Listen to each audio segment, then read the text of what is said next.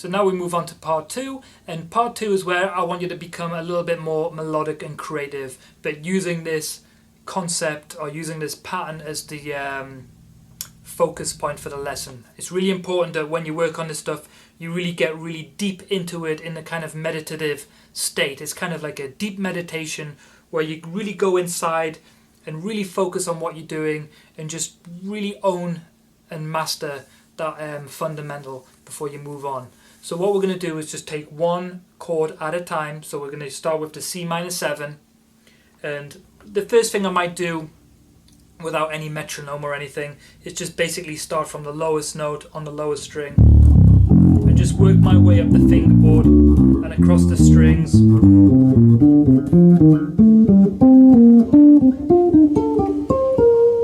I get to the highest approach to chord tone on the highest string.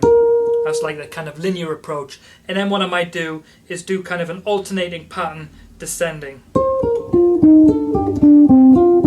So what I'm doing is, I'll approach the C. Let me think. So I'm approaching the 7. Then I'll go down and approach the 3rd. Then I'll go up and approach the 5th. Then I'll go down and approach the root. And then again, just repeat.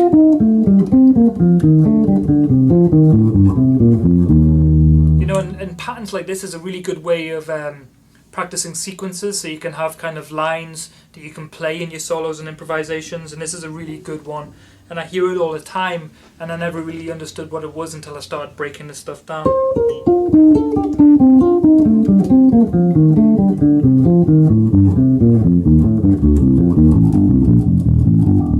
So I'll do that all the way descending from the highest to lowest. Now it might again take you some time to work out, but it's really worth it, You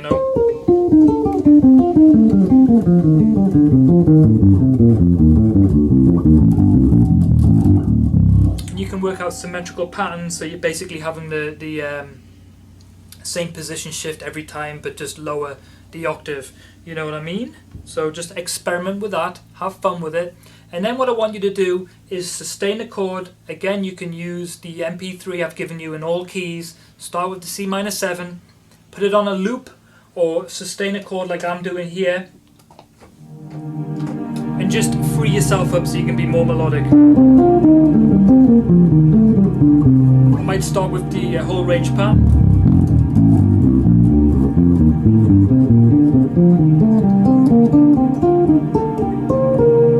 And then descend with that alternating pattern.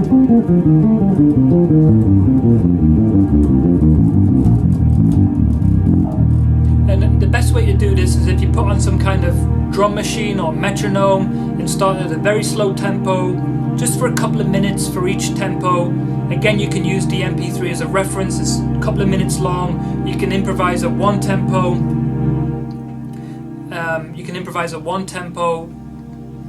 Make sure you're really fluent and melodic and able to play all over the instrument. Combine scale degrees, anything you like along with these patterns. Kind of keep all the other stuff organic, so it just kind of basically happens, but just make sure that this is the focus point. And again, say for example, if you start at 40 beats per minute, you can do a couple of minutes at that tempo. If you feel like you're ready and comfortable, then you can raise the tempo 3 to 5 degrees and repeat, and keep going until you reach a really challenging target tempo. Now again, it's really important, and it's up to you, don't be in such a hurry to move on until you've mastered what you're working on. It's going to be really beneficial for you down the line. And I really don't like it. I used to do this all the time, and I practice. I'll be so anxious to move on and be so great that I would just not give the lesson the respect it deserved, kind of skate through it, move on to the next, and then I'd find myself a couple of months later going all the way back and kind of starting again, but this time being more focused. So if this is the first time you're practicing like this, start as you mean to go on and really feel the benefits, hear the pattern, what you're doing, really understand what's going on and why it works and why it sounds good, and then find your own ways of being melodic with it. And again, use a tempo to monitor your progression and your fluency and your technique and all that stuff, and use the sustained chords so you can really get inside the concept of the lesson.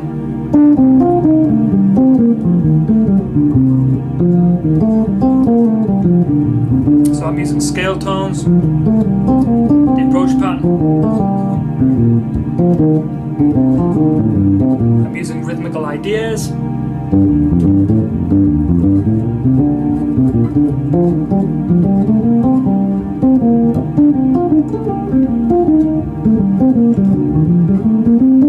I'm focusing on different areas of the neck.